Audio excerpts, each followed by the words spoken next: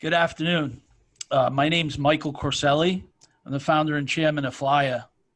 Joseph DiMatteo will be leading our conversation today, covering JDM Capital Hospitality Management Group's passion and pedigree for the hospitality asset class.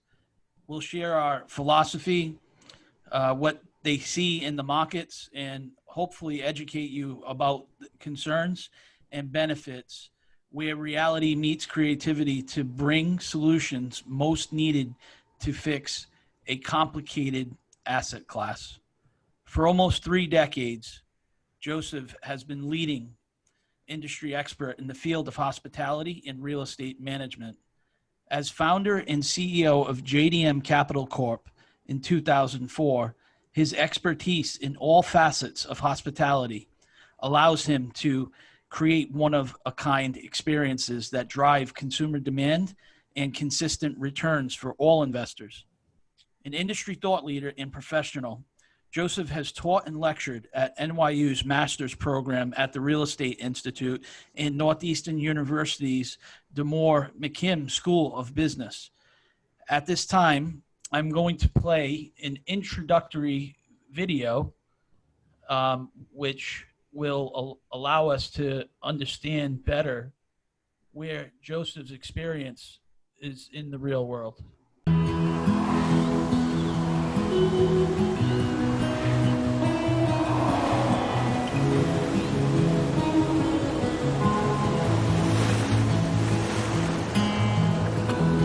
Give me your strength and show me your weakness. We're in this together now. We're in this together now. Give me your love and tell me your secrets. 'Cause we're in this together now. Yeah, we're in this together now.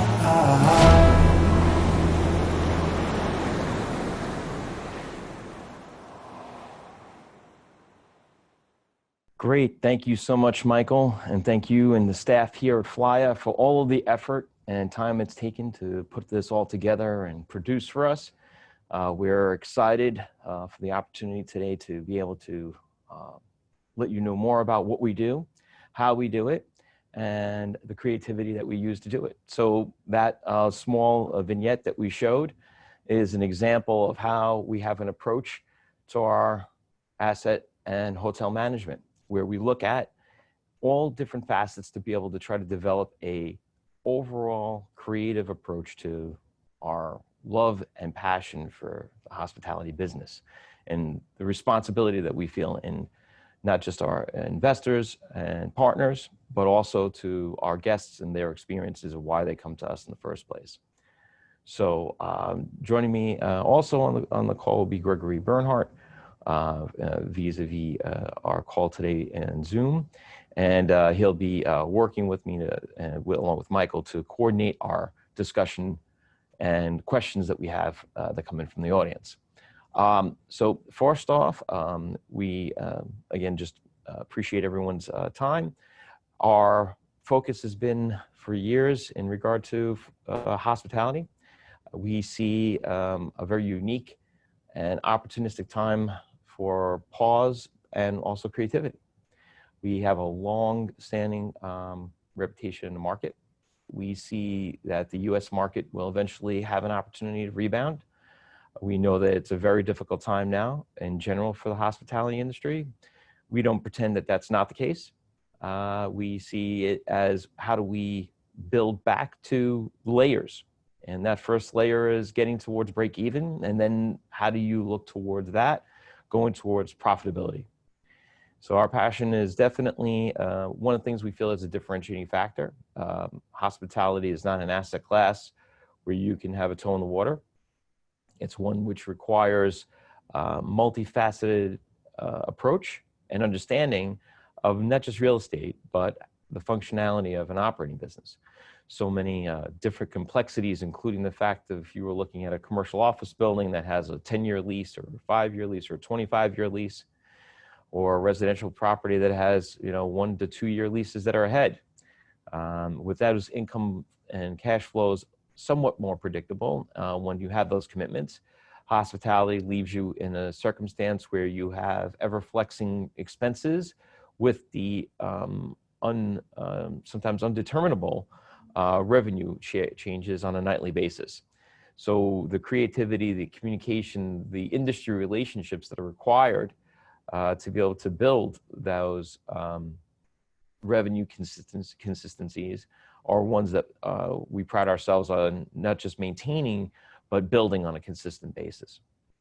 Our facet of our approach of our company works its way from a great reputation in the market and be able to bring a proprietary pipeline by the mere fact of approach of how we look at deals and how we are able to utilize the unique pipeline of finding opportunities in the marketplace, people knowing that we're a phone call that they should make, we're a phone call that they should think of, and staying responsive to those who reach out to us, trying to be able to make it towards fast yeses and fast nos, which even in this current market can be challenging to be able to do.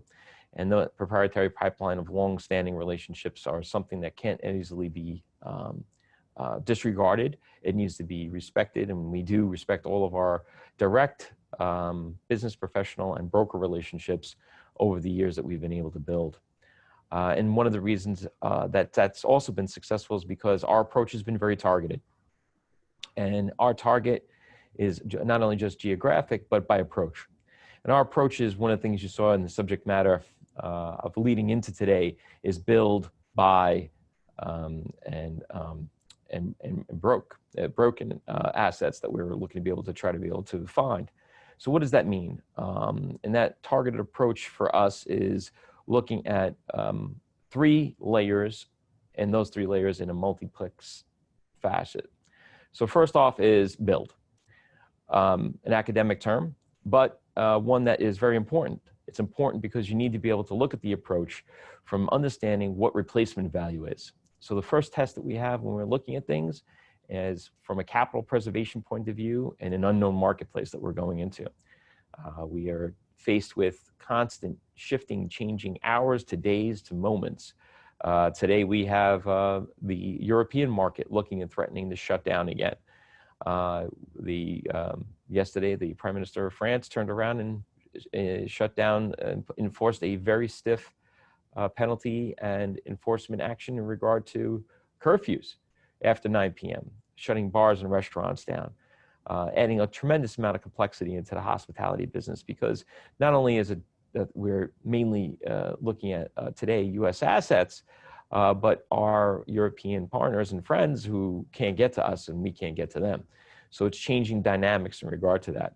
So when we look at an asset, we first look at an approach to be able to bring, first, where is it 2018, 2019 world in regard to what it costs to be able to replace that asset today, what it costs to build then, and what's the relative range of risk in regard to that.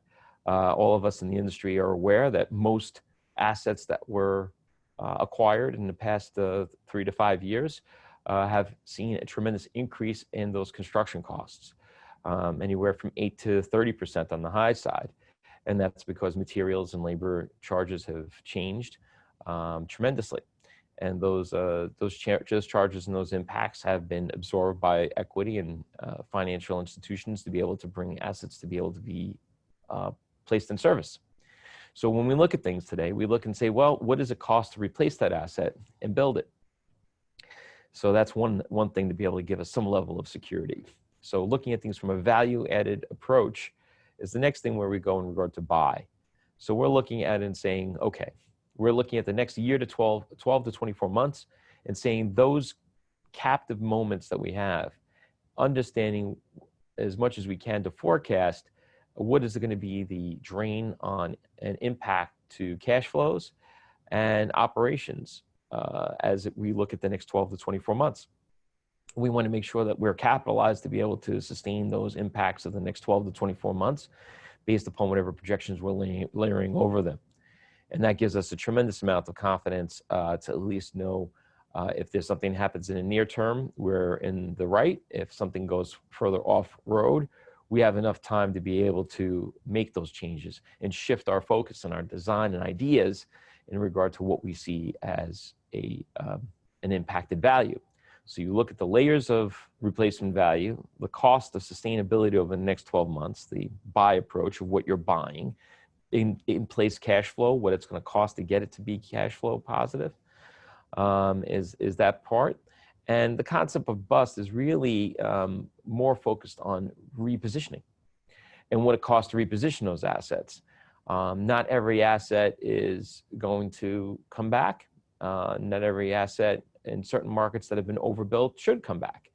We look at things in a broad dynamic of looking at what are the changes that have happened to major municipalities, their underlying fiscal ability to sustain jobs, safety, increases in crime are things that we look at in regard to trends as we try to be able to understand what that means, and also where that market demand is trending.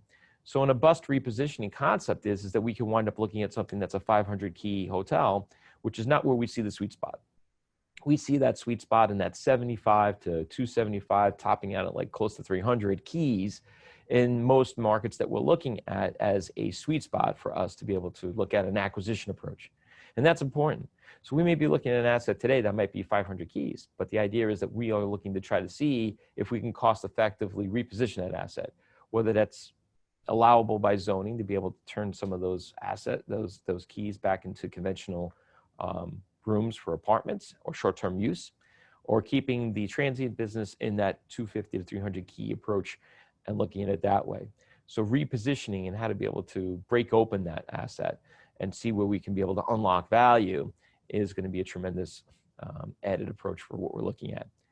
And holding those disciplines is where we are looking at and seeing that we're functioning in a world that is allowing us to stray away from the blips and blinks that you see on every screen, whether it's on your phone and social media or on the news. Holding these disciplines by having solidified factors allow you to be able to deal with the dips and the changes in those variables, as we will definitely still conclude that are ongoing. And I think that builds into the concept of where we have made ourselves an established company and where people are looking at us as a solution. The approach that's changed for us over the 17 years that we're in business is I think that our active management approach has changed, where we were completely, let's say, more aligned to working with a broader base of operators. We've constricted that. We're very selectional on the operators that we're willing to partner with. We do look and demand direct major operational control, if not full operational control. So that's our difference in our differentiating definition of asset management and our full hotel management. We may be not as well equipped with certain vendor relationships that a local market operator may have that we're partnering with.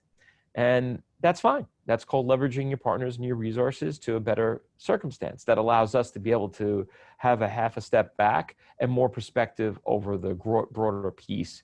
Try to understand how to be able to extract the message, the story of that asset, as we kind of showed you in that first video, and try to be able to develop that so that we can be able to carve a knowledgeable, attracting guest experience for what their next day is going to look like and be. And that active management piece is excessively important for anything that we're doing going forward, and any part of our investment discipline, any part of our transaction consideration has to be where we are. Because hospitality, different than any other real estate asset class, is a physical piece of real estate with an operating business inside of it.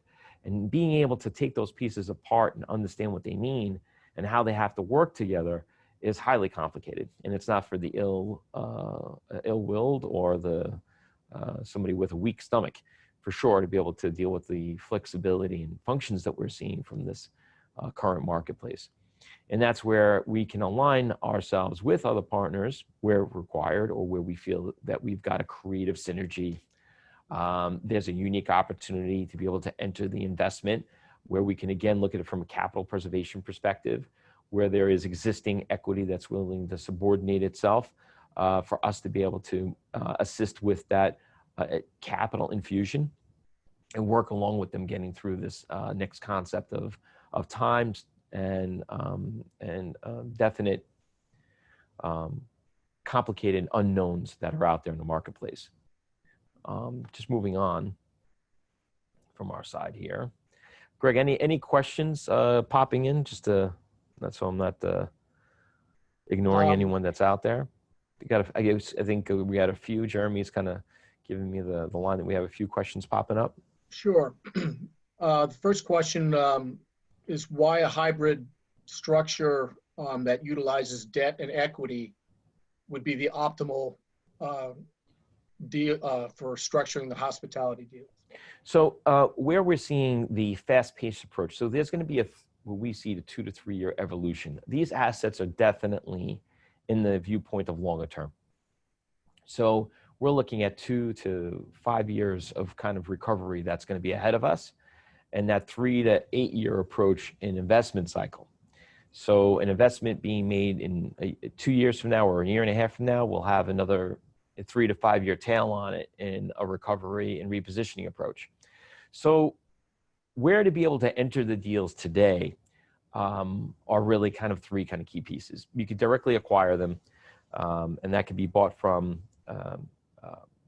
where we're seeing things in a 20 to 40% discount in market pricing from 2018 to 2019.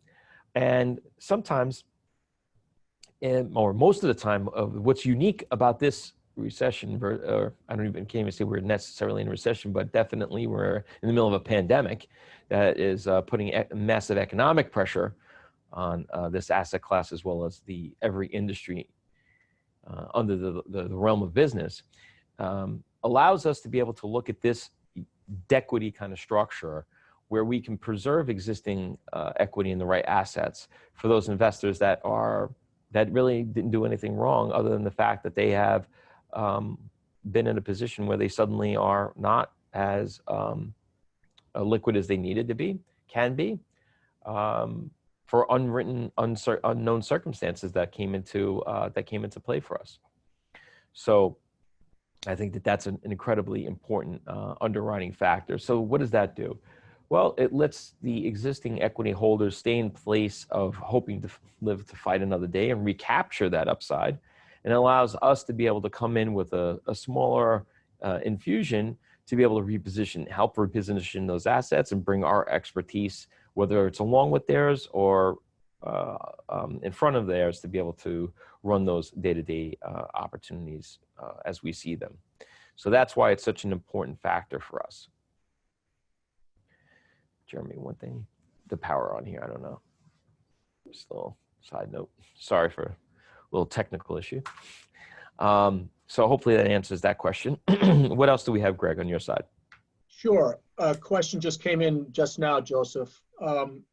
Depending on how the election turns out, what would the different policies of whatever winning administration do to affect the hospitality business? And why do we focus on that sweet spot of 75 keys to 300 keys? Sure. So 2 excellent questions. So the way to answer that question is really looking at historical factors of what has happened and has been involved with post presidential elections. Traditionally, the year leading into a presidential election and tail over have been a little bit slower on the economic side. So the apolitical answer from a capitalist approach and economic approach is that whenever there's a change in administration, traditionally, because the markets look 9 to 12 months ahead, and having a new administration has an impact. So the recovery may be extended by a period of time for a new administration. An existing administration, again, where there's an incumbent, the market knows a little bit better on how to react. Excuse me. And knowing having a little bit more knowledge of how to react will shorten the time frame in regard to how a market will be confident to be able to approach. So the election has a very overarching factor from that point of view. I will say that's the economic layer. The second layer is in regard to trade and tariffs and the approach of each administration's factors and impact on trade and tariffs. And the third layer will be in regard to the COVID crisis and how that is going to be worked and how our country responds, as well as how other countries respond and work together to be able to see what this new threshold is going to be. How is it going to be, are we going to be restricted continuously or a longer period of time? How long our country may or may not shut down again, those impacts in regard to what can happen, how other countries shut down and don't, and their impact. So that broader base of travel and life in general impact the hospitality industry. People are not going and doing business the way that they used to. For example, here today, we're utilizing Zoom to be able to talk to a great amount of people at once, and we're excited to be able to have that opportunity. But how many people are going to be hopping on a plane and going to a conference in person? We're seeing some hybrids, but we see that is an approach that right now is unknown. And those unknowns are very difficult to underwrite to. Answer the second question is to look at what is exactly why we look at that 75 to 275. So it has to do with what is capable for each market that we're looking at in regard to absorption. So when you have a 500 key hotel, let's just use that as an example. If its franchise is a Ritz-Carlton, it has a very high ratio of demand from the franchise in regard to your operating people to personnel to guests. So that factor is something that has a tremendous impact of not being able to have the flexibility to be able to have a variable control on costs, labor, marketing, anything. So one of the things I did recently in my approach is I was interviewed for an article, and it talks about the new world of today, where we're seeing 50% occupancy being a target of the new 100%, 40% being the new 80% occupancy, and 30% being the new 70. And the reason that approach is because there's been so many layoffs within the hospitality industry. There's less predictability where you will lose more money on a short spike of 90% occupancy because you're not designed by operation to be able to handle it. So having those relative amounts of fixed expenses versus your variable expenses are easier to control in that 75 to 275. Two, we see that is an approach to be able to also, from a non-franchise perspective and a boutique experience, you have a better chance to be able to create something unique to that market, a different layer, a different flavor of what you could do for hospitality. Once you start to become so large, so vast, it's a dilution in guest experience that we find that we are able to create. So the uniqueness, the flavor, the reason, the purpose is able to be much more substantiated along with your flexible pieces of your operating and your fixed costs. They start to close in together on those relative rates. That's why so many hotels, the Roosevelt Hotel just closed permanently in Manhattan, an icon. It lasted through the last Great Depression. It lasted through the Great Recession. And that hotel is gone, off the market in the middle of Manhattan, as an example. And that is a massive hotel that costs so much to turn the lights on that the occupancy levels can't be sustained to be able to pay the fixed expenses.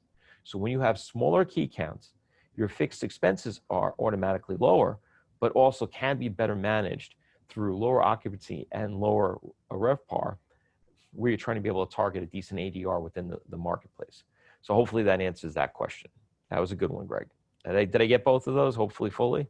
Yes, sir. So with the sweet spot of that 75 to 275 key, is there a specific geographic location that we're looking at right now? Sure. So I think that the first, that is a time-driven answer. So the answer is today, We believe that there are, the more open, the less direct urban assets are going to perform better in the shorter, nearer term. That does tie back into one other reason to be able to use the 75 to 275 in regard to the desire for the guests not to be within such a large population of people. People are going to take time to get comfortable with being around that many people. So it's going to take a lot of time as we go through the coronavirus and it finds its own natural level in the business market, being having a direct approach of what's going to happen. So did I answer that question, Greg, or did I miss a piece? Okay. That's good. So with our focus on the build, buy, or bust, is it in our thought process to consider ground up and development projects? So market driven, the answer is yes. There's a higher supply, there's a higher demand with limited supply in certain areas that are very open. The best analogy I can give you is the changes that have happened in the residential acquisition market. It directly affects the psychology of the guest experience and what people are looking to do. So South Florida is a great example. You have like Manhattan, a sinking condo market where the demand is not there and tons of supply. Pricing is starting to be impacted, but not yet. It has maybe in South Florida, but not necessarily in Manhattan. So to that point, people are moving out to the suburbs. And that drive is to be in more open space. More open spaces. And the number one thing that they're looking for from a residential component as they look for their areas, a backyard. Number one thing that people are looking for, what does the backyard look like? How big is the backyard? And, so that the kids can be able to play not in a controlled environment, and also have access to fresh air and good air quality. So we are seeing that approach, same thing from hospitality.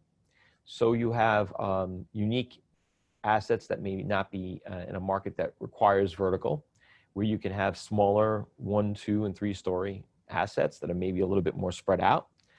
We've looked at these in Europe, which would be very acceptable in regard to a marketplace for that type of use. And where you're looking at to develop, it goes back to the whole concept of basis.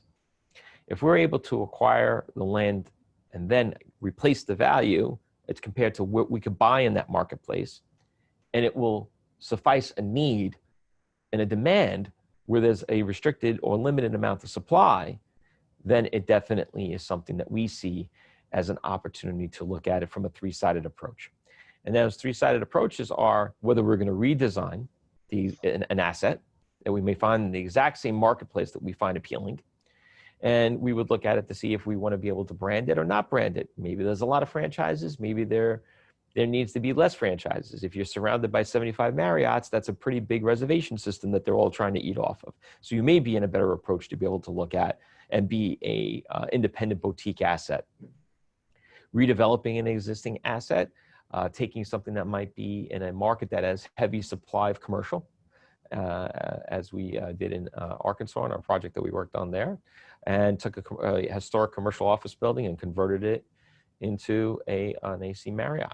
That was a great use and change where there was a little bit more office supply and a higher demand for redeveloping and bringing to market a new hotel asset.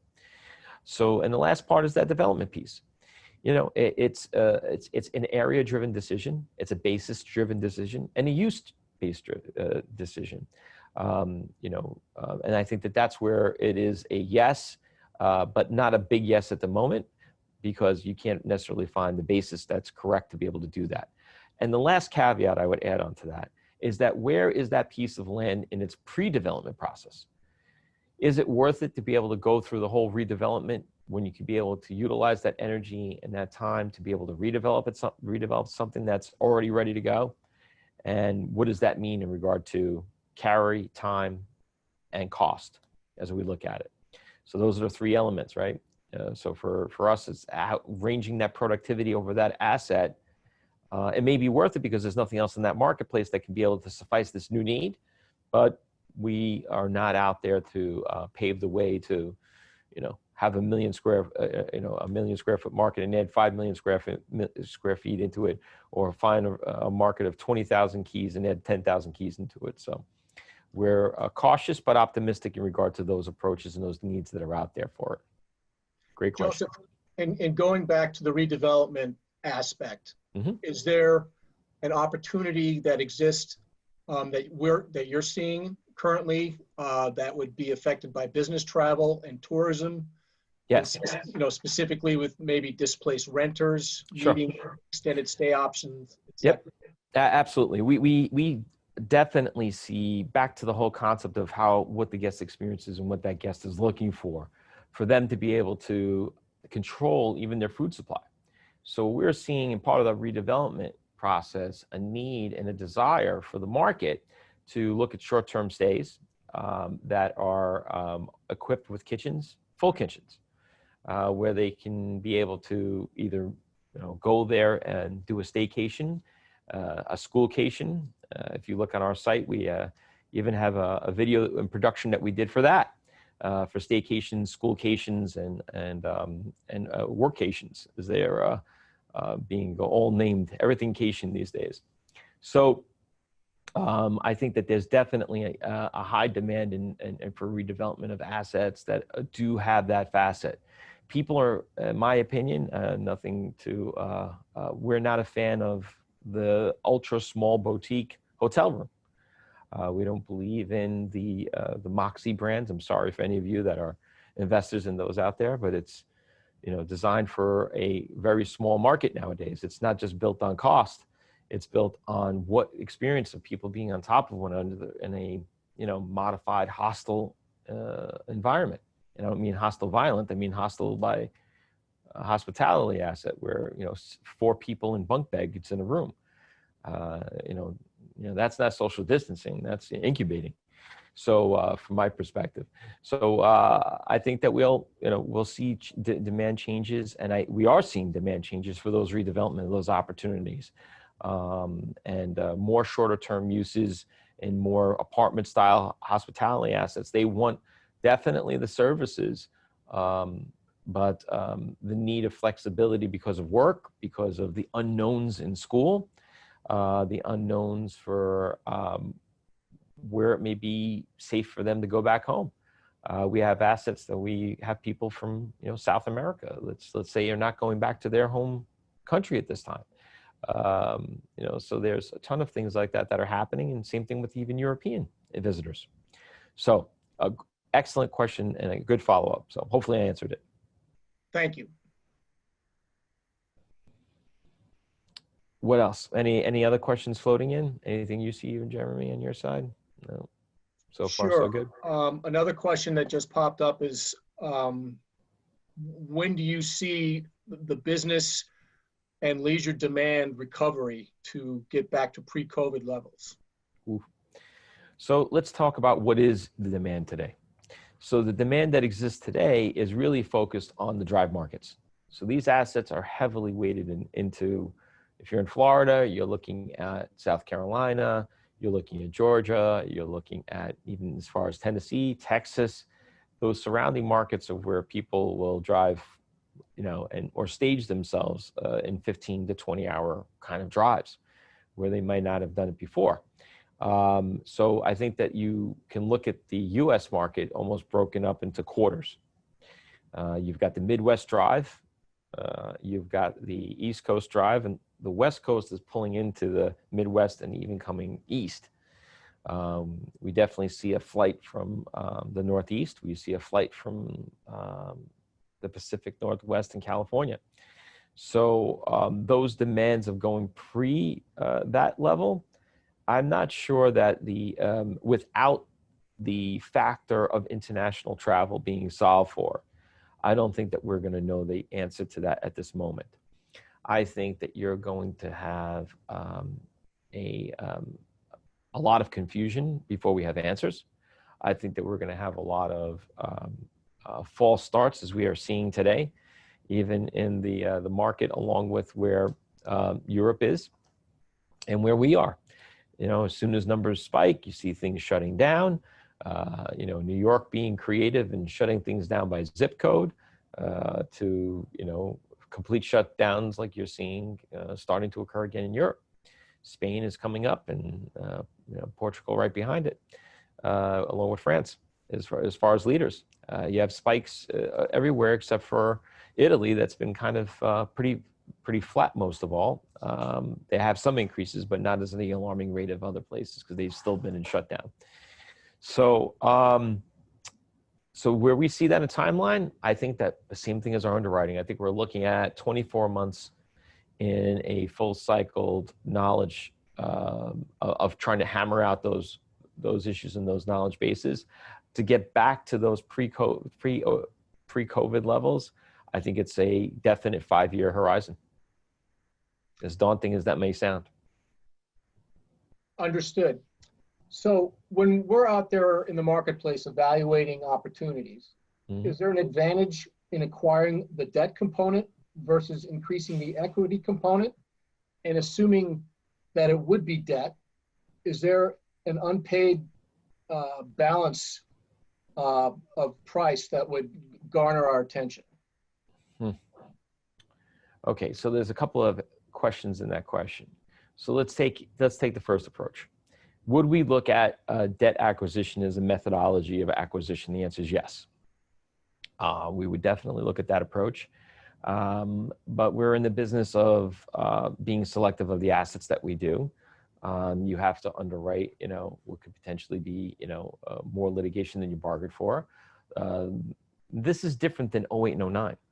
08 and 09, you had a human factor that was created, that created a ton of the problems that happen here.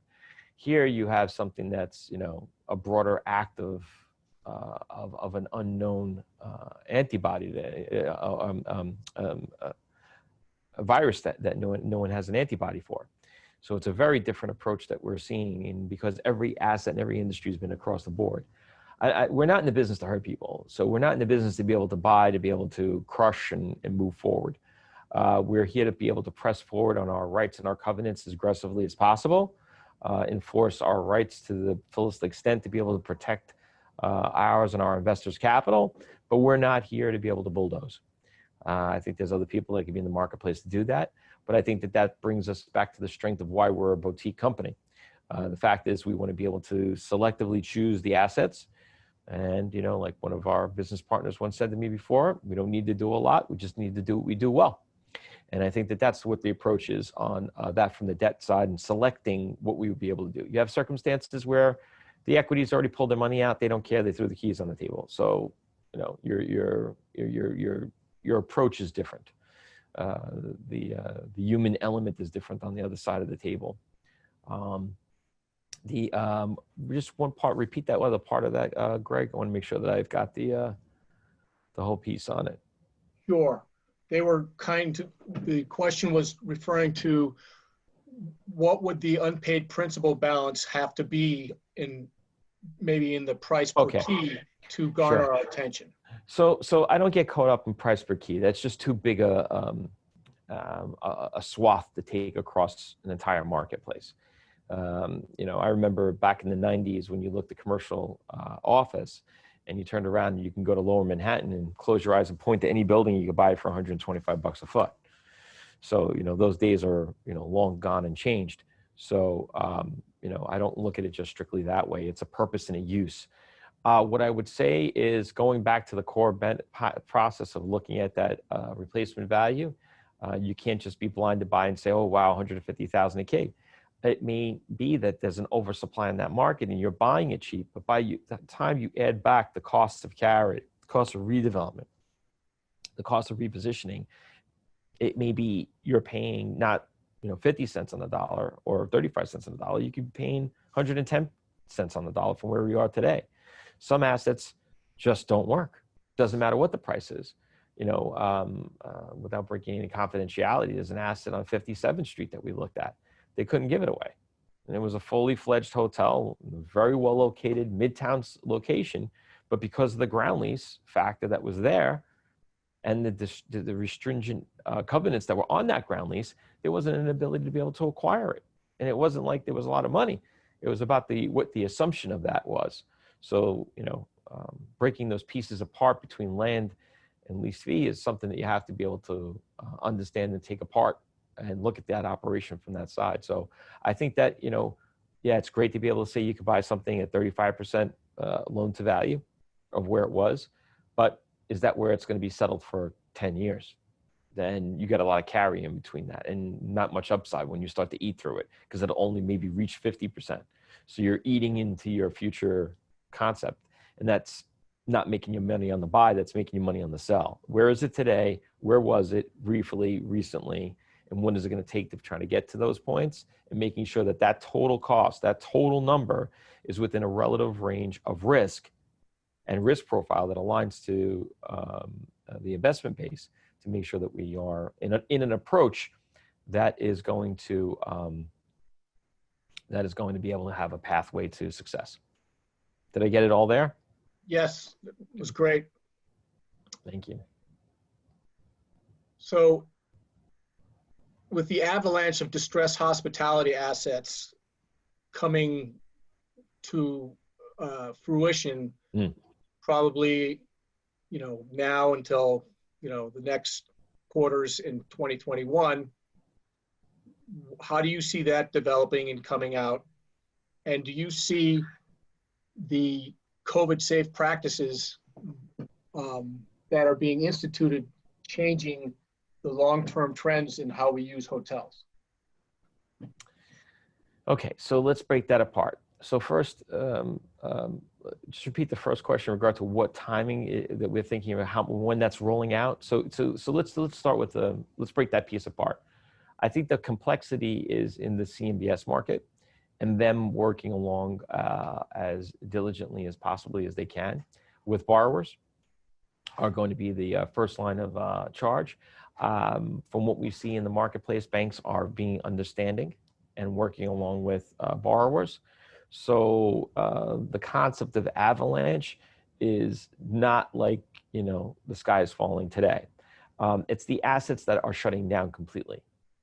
That is where we're seeing that factor of where you're going to see that avalanche. So oversupplied markets that were overbuilt, markets that were not being able to even open properly. Look at the Edition Hotel in Times Square, shut down also. Schrager, a genius of the industry, turns around. Property was barely open 13, 14 months, shut down. Doesn't look like it's going to open up again. And that's a factor of a misaligned timing on what was a wonderfully designed asset in a market that had some demand. So we will see how the sustainability will first come from the assets that are staying opened, or did reopen, or plan to reopen. But the ones that are not are the ones that are going to hit the pavement first. So that's the answer from that point of view. And I think that it's going to take 18 months before you start to really see that crush. Again, with the caveat that, statutory states of where foreclosure can happen rapidly, it can't, and where there's UCC foreclosures and where there's true mortgage foreclosures that may or may not happen. I think that the market right now is understanding.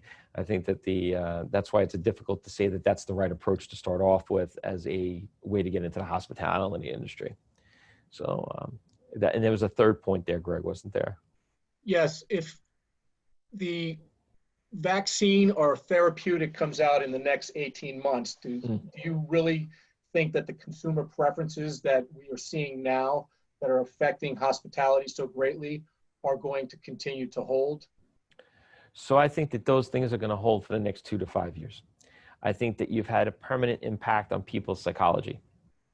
I think that everything from people being walled up and frightened to people being self-contained and, not seeing family. I think that you've got a large issue, not a larger, but a large issue that's impacting people's psychology of those decisions. So the cost impact is already something that we have a general idea about in regard to what's necessary, and we follow, the recommended ordinances as well as additional ones that are within the industry for those for the COVID protocols. I think that they are going to stay with us for a while, and I don't see that it's going to snap where people are going to feel completely safe. I think that you're going to have two camps. You're going to have people who are like, I don't care, it's fine, I don't mind. I feel, whether the people who had it and said, I'm not going to feel like I can get it again, and I'm not a scientist, or it's going to be the other people who are going to be completely terrified, and feel like they're not going to go anywhere, or if they do, it's under very specific circumstances that they're allowing they're allowing themselves to be able to feel that way. So I think it's going to take a while. I think it's longer. That's probably the lasting effect of this, is a longer impact than I think that everybody is necessarily can underwrite to. And that's why I think that those smaller assets, so that 75, that 275, it's easier to fill. It's an easier achievement to get that many people back into specific marketplaces than it is to just use it as another tag on to amplify my earlier comment and key count.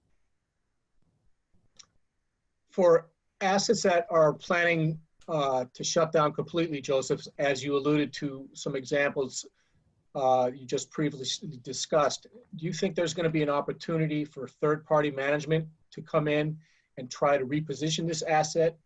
Or, for example, when the Roosevelt closes down, is it, finished right then and there? One of the questions they were asking, for an example, might an asset owner enter into a master lease and management agreement to turn over the operations of the property to? So I get it. So the question is those third-party opportunities that are out there. I think that you're going to have third-party opportunities, but I think that you can't ignore the debt position and what they underwrote as their borrower and what they accepted to be their operational plan and operational risk in order to do that. The master leasing of hotels is no strange, element. The Essex House as an example, Central Park South was a massive one. At the time when it was acquired for $650 million, I think Marriott paid somewhere around $158 million for 25-year or 50-year non-cancelable agreement. So do I think that they're going to be, that's the package of reopening? I think that it's a flavor, but it's not the vaccine for the assets that are out there. I think that the clean break is going to be more likely that we're going to see, and third-party management opportunities may exist, but I don't think that that's going to be the massive amount of supply of opportunities more than you normally would traditionally have. I think that owners and operators that normally third-party manage are going to continue to do that and look at other resources. I think that ones that normally manage or co-manage are going to continue to go that way as well. There'll be some opportunities and unique ones, but do I think that that's what's going to happen on the Roosevelt? I don't think so, and I don't think it's going to happen because these things have much more layered complexities, including, again, like not only just mortgages but ground leases.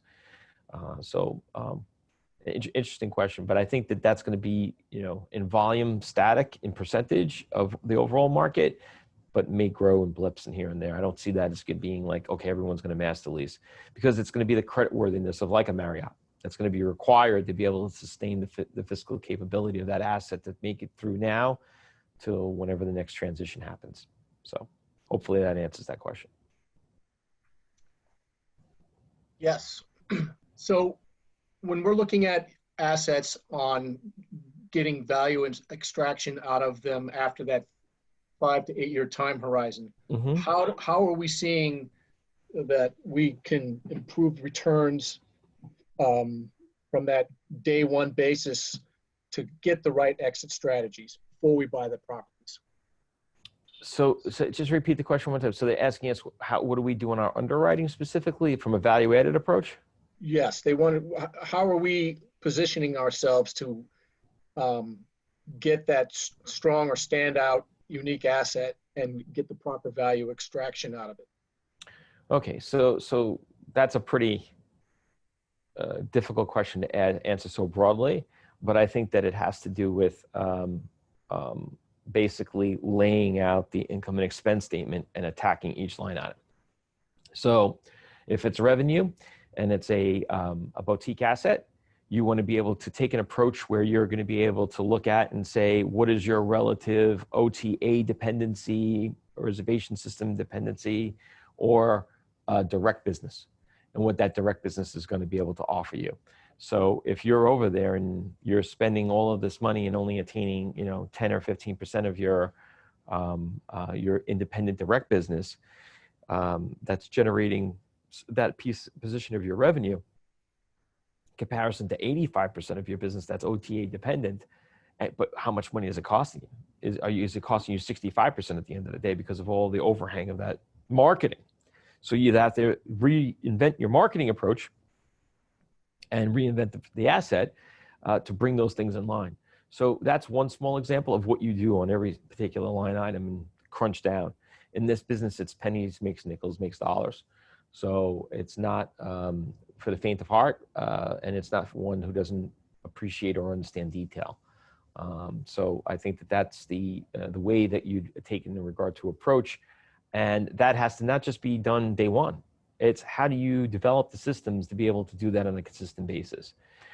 We think that owner managers like us are probably best suited when there's an alignment, economic alignment of interest, than let's say a third party. I think that adds those approaches from that perspective, and looking at what your supply costs are, if you're re-entering the food and beverage business and how to be able to manage that, it's way trickier.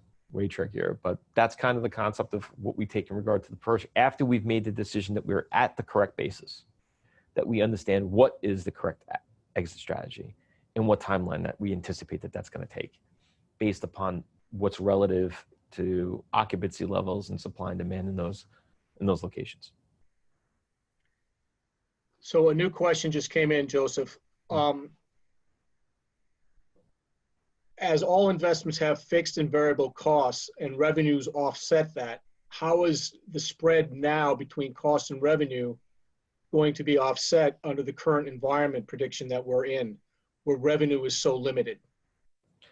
So it goes back to the earlier concept in regard to what you deem to be or what you think occupancy that is achievable. I think that you have a little daylight in markets that are existing to see what is happening and what demand does exist.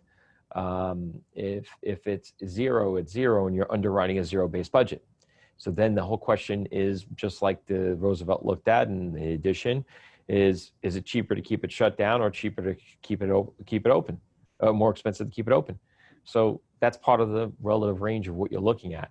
Variables in regard to shifts and changes, you're not going to be able to make any type of guesswork in regard to if something happens in macro level. You have to underwrite to it. So like any good underwriter, you start with a zero-based budget and an assumption on your revenue side, and what does that cost? So we're looking at and capitalizing that cost of carry in regard to what we're going to see as far as our overall exposure in the transaction and the asset. Did I answer that one? Yes, you did. All right, cool. Thank you. All right. So we've kind of gone through most of the questions that were great submitted. So I guess it's a good time for us to kind of again wrap up, to be able to let people know that we're here as a resource, that we're here to be able to work along with other industry professionals. We are here to be able to take our brands and our strategies and our creativity and bring them to the right assets. And we look forward to trying to be able to find new opportunities to partner, to be able to co-venture, and to be able to expand our reach in the hospitality industry. For now, the U.S. and then hopefully globally, and doing what we do, again, not in massive volume, but do what we do and do it well. And that's what matters to me and matters to the reputation of the firm and everyone that works along with us. So we look forward to any follow-up questions that you guys may have, any offline discussions, as well as, again, to thank Flya for all the effort, the time, and the true partnership and professionalism experience that we've had working with them, and hope to continue that relationship, and look forward to all of us seeing the other side of this pandemic being behind us, and to a better world and better days ahead, which I'm sure could be able to come. Joseph, Gregory, thank you both for your time today and introducing us to JDM Capital Hospitality Management Group. We look forward to developing new partnerships and new relationships, and the opportunity to find ways to collaborate. I wanted to direct the people that are still on the call here today to the Flya website and the Flya marketplace. If you want to learn more, please log in to the marketplace at flaia.org/marketplace. Handle the investor accreditations if you don't already have a profile on our system. Feel free to look around at JDM Capital's materials that are in a secure location. And I will be following up this presentation today with an email recording, copy of the presentation materials, and a direct way for you to get in touch with both Joseph and Gregory. So I want to thank everybody for their time, and guys, best of luck. Great presentation today. Thank you. Thank you. Thank you very much. Thank you for everyone at Flya, and thank you for everyone who's listened in today. We look forward to speaking to you and talking to you again soon. Thank you so much.